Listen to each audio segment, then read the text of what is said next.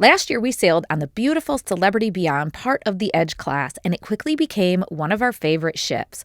Since this was our very first Celebrity cruise, we were curious. Does Celebrity maintain the same high standard of quality and service across their older, smaller ships?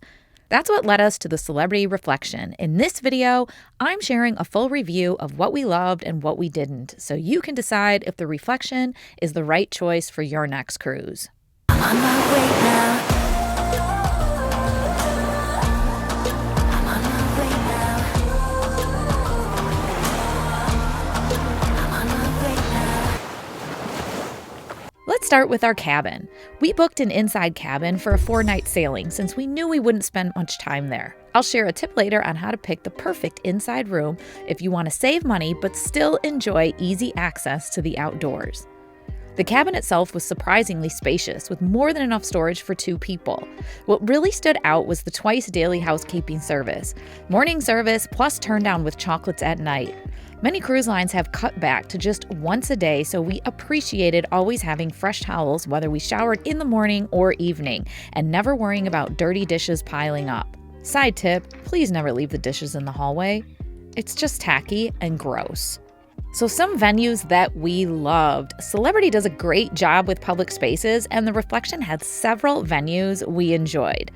Starting with the Sunset Bar at the very aft of the ship offered incredible views, a refreshed drink menu, and plenty of shade, something you really need when sailing the Caribbean in August. The Martini Bar is iconic across Celebrity ships. On the Edge class, bartenders put on a fun, theatrical drink-making show. On the Reflection, we didn't see those performances, but the vibe was still fantastic. The Ice Top Bar is a cool concept, even if the martini glasses aren't exactly designed to stay chilled that way. Speaking of martinis, a pro tip, skip the espresso martini at the Martini Bar because they're pre-made on tap. Instead, head one deck down to the Passport Bar. There, they use freshly ground beans for a proper espresso martini, and it was excellent. Plus, this bar was much quieter and a true hidden gem with quick service. Cafe Al Baccio is another favorite. They have great pastries, light sandwiches, and a full coffee menu. You can even order wine or spiked coffees, all included with the beverage package. It does get busy in the mornings, but we still preferred it over the buffet. And if you like quiet outdoor spots, don't miss the covered seating at the very back of the buffet. It's shaded, peaceful, and easy to overlook unless you walk all the way back. Let's talk about the included dining. Overall, we found the main dining room food to be high quality and flavorful.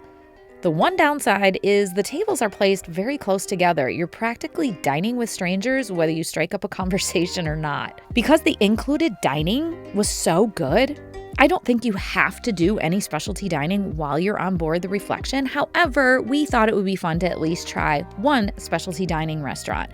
And something that I liked about it is that you weren't limited to sampler choices like some cruise lines do now. You could order freely from all categories. That being said, the quality itself disappointed us, but I will be reviewing all the food that we ate on the Reflection in a separate video. The Mast Grill is located by the pool and was another solid option. They offered simple options like burgers and hot dogs, but it was cooked fresh and perfect for a quick, hot lunch without the buffet crowds. Remember the tip I mentioned about booking an inside cabin? On Deck 5, there's a hidden outdoor area with chairs right outside Cafe Al Baccio. I mean, the fact that it's right outside Cafe Al Baccio means it's not hidden, but it seemed to be because no one was ever really there. It became our morning coffee spot and afternoon retreat. Most of the time, we had the area to ourselves, and it was one of the most peaceful parts of the ship. So let's talk about some of the things that we disliked, because not everything impressed us. Here's a few things that we didn't love. First off, on embarkation day, they did not offer lunch in the main dining room, leaving the buffet as the only option. I always love an embarkation day lunch in the main dining room, so we were forced to go to the buffet. The buffet on this ship ended up being a miss. While the layout reminded me of the Beyond, execution fell flat. Much of the food was dry and overcooked, and honestly, the only thing I truly enjoyed was the crawfish. Another thing that's happened in the buffet, which I've heard about on numerous videos but never experienced it myself, was a sales push. Multiple staff members circled the tables selling specialty dining packages. One person is fine, but when it's constantly throughout your meal, it gets old. Now, I mentioned that we booked one specialty dining meal, and that was probably our biggest letdown on the cruise. The space was beautiful, but the sommelier pushed an expensive bottle of wine even after I explained my husband doesn't drink wine and we only had one night left. On top of that, I had the premium beverage package, so glasses up to $19 were already covered.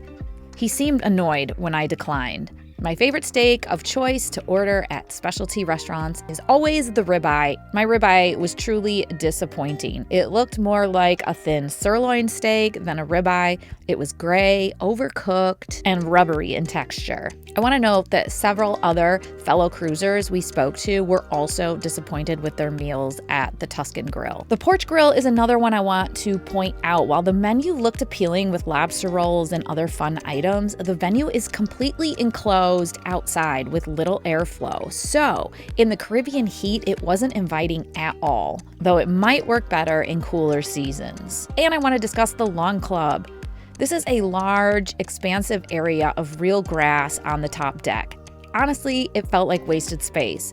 There was cabanas that you could rent for an extra charge, but they weren't facing the beautiful views of the ocean. They faced inwards towards the grass, which wasn't interesting to look at, and nobody ever seemed to book those cabanas. I would like to see them redesign the space and make it more useful. One area where the Reflection truly shined was the service. From our cabin attendant to the dining staff and bartenders, the crew was consistently warm, attentive, and professional.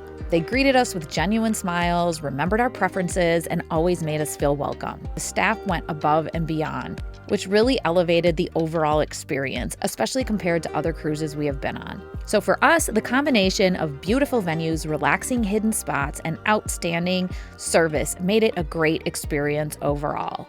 Have you sailed on the Reflection, or are you planning to? Let me know your thoughts in the comments. Thanks for watching!